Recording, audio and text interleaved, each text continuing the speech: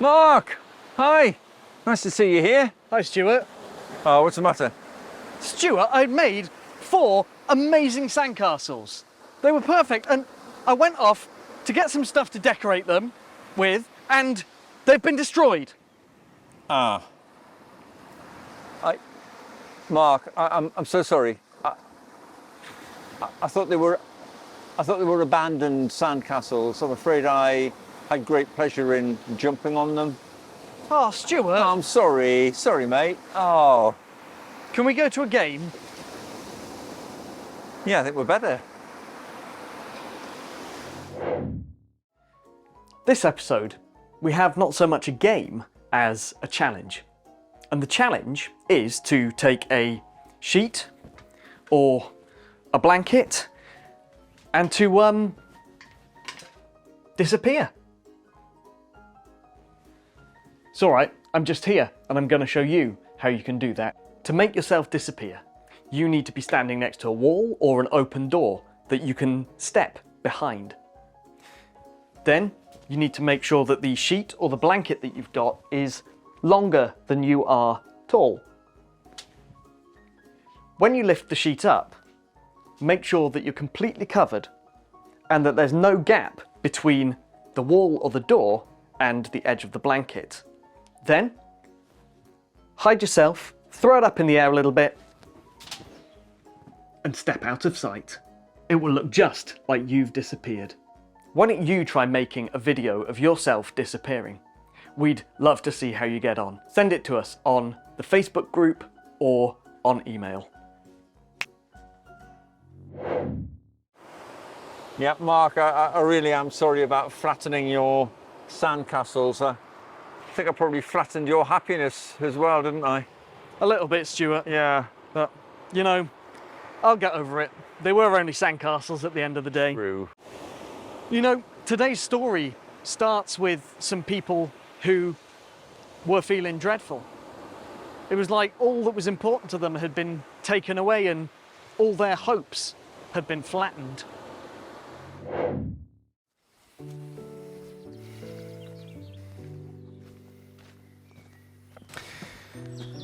Two of Jesus' friends were walking from the city of Jerusalem to the village of Emmaus. 2 days earlier, their friend Jesus had died. As they talked about these things, Jesus himself came and walked beside them, but they didn't realise that it was him. Then Jesus spoke to them. He explained all that the ancient writings had said about himself and how that God's promises were coming true through him. But they still didn't realise it was him.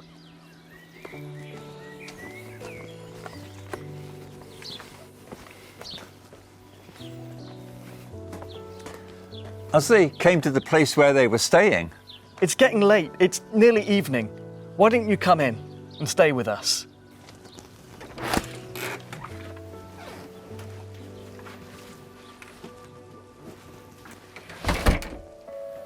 he joined them at the table. Then he took bread and gave thanks. He broke it and began to give it to them.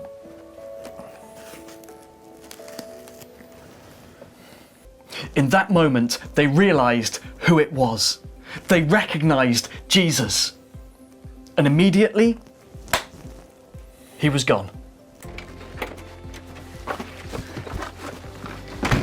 So straight away, they hurried back to Jerusalem to tell the others what had happened.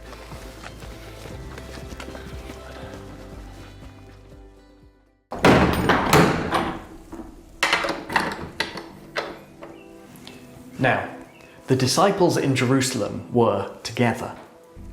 They had locked the doors because they were afraid. Suddenly, Jesus was there, standing with them. He said, "May peace be with you." they were terrified. Was this a ghost? But he showed them his hands, where he had been nailed to the cross. It really is me. The disciples were so happy when they saw that it really was him.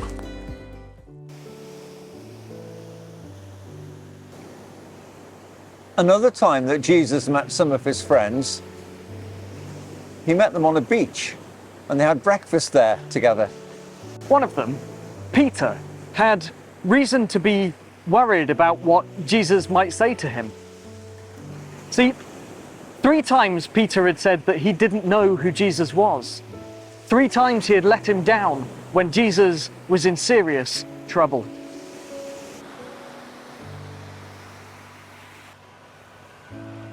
Jesus and Peter had a quiet talk together. Peter, do you love me? You know that I love you. I love you like a brother. Then look after my followers. But then Jesus asked the same question a second time, and then a third time. Peter was upset that Jesus had asked him again and again the same question. Lord, you know everything. You know that I love you. Then look after my people for me. Peter had 3 times let Jesus down, and 3 times Jesus had given him the chance to make it right. Peter had been forgiven.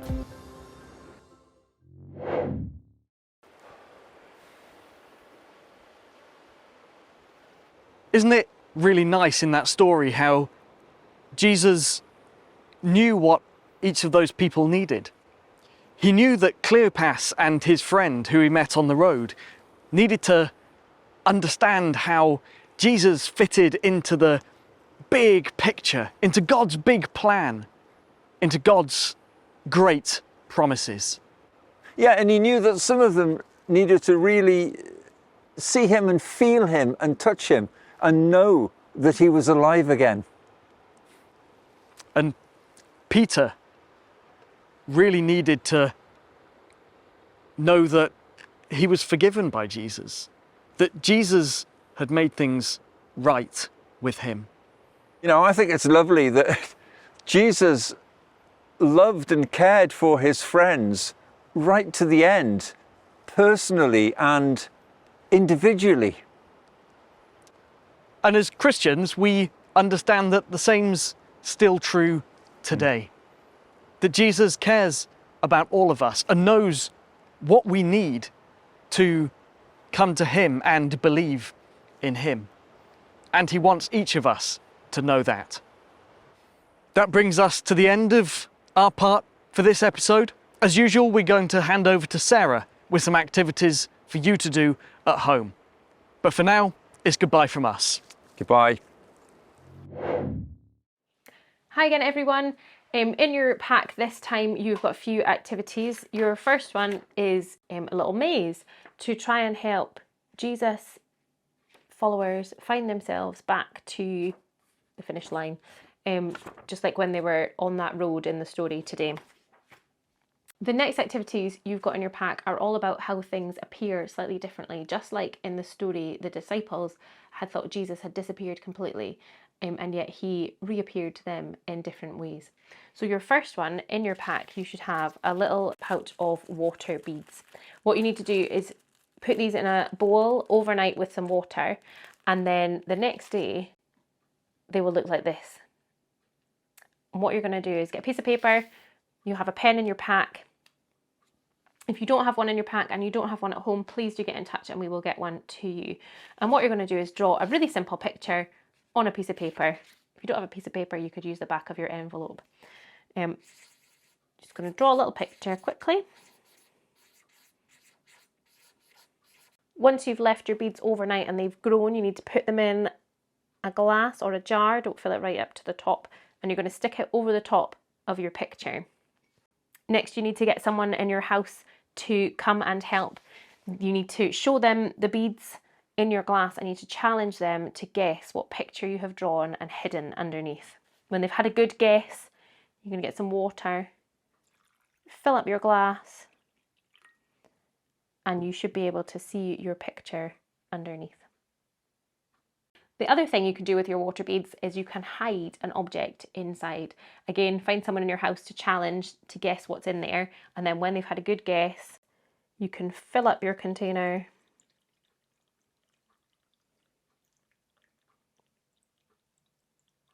and they'll be able to see what is hidden in there. You can just empty the water out of your glass to reuse your beads, and you can do different pictures, or you could hide some different objects in there. Just make sure they're waterproof. You can also just play with your water beads. It's quite a fun trick showing somebody the empty glass of water and then picking the beads out from inside. Drop them in and they'll just disappear in the glass. Your next activity in your pack, you need this piece of card, and what we're going to do is a little trick. So you're going to roll your piece of card into a little tube. You can hold on to it. If you've got a bit of sellotape or something, you can stick it on, but you don't need to. And then you're going to hold it next to your hand. And then what you're going to do, I need to take my glasses off for this, is you're going to hold the tube as close to your eye as you can and look straight down the tube, and it will appear like you've got a hole in the middle of your hand. I hope you enjoy this pack's activities. We look forward to seeing them on the Facebook page. If you're not a member of our Home Together Facebook page, grown-ups, please get in touch and we will add you on there, or send us an email, and we'd love to see what you get up to and maybe even include them in next time's video. See you later.